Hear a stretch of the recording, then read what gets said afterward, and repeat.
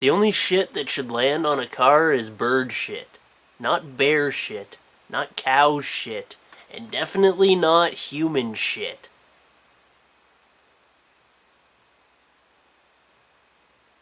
Definitely not human shit.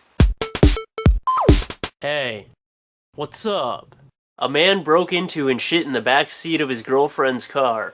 Or he would've, if he had picked the right car. You see, what he really did was he took a shit in the backseat of a stranger's car, some guy he didn't even know, thinking that it was his girlfriend's car. The man who owned the car caught him pulling up his pants right after he finished taking a shit. Think of how awkward that would be. Like, how would you explain yourself?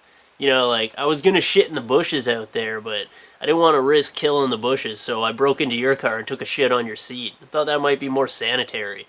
I used those trash receipts over there to wipe my ass. I hope you don't mind. The thing that gets me is this was still his girlfriend. Like, they never said ex-girlfriend. He was taking a shit in the backseat of his girlfriend's car, or he thought he was.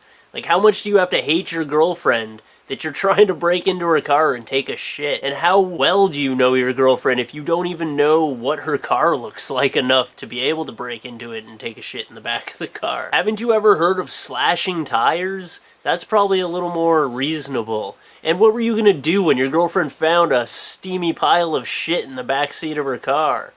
What were you gonna say to her? You're just gonna be like, oh my god, that is horrible. But an impressive size, I must say, and he looks like he has healthy stool. Yes, his poo looks very healthy.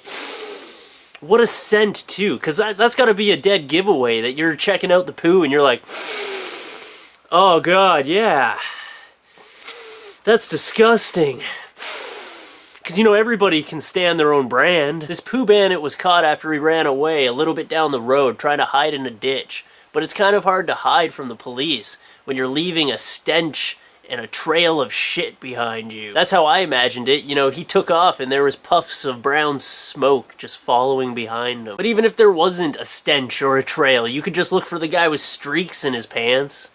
Because, I mean, I doubt he had time to wipe. It would have been really funny if there was a detective that was just, like, hardcore professional. He was all into the investigation, and he was just like, can I see a sample of the feces? Yes, it's still moist. He must have been here just a few minutes ago. I sense that he's very, very, very close. His presence is felt by this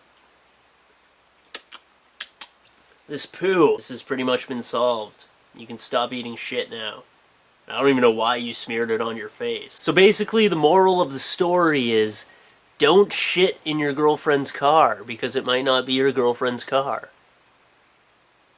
And maybe try to talk your problems out next time. So there was this girl when I was in high school, and she claimed to me that she had never taken more than 3 shits in her entire life. I'm pretty sure that's impossible. She told me she just held it whenever she felt like she had to take a shit.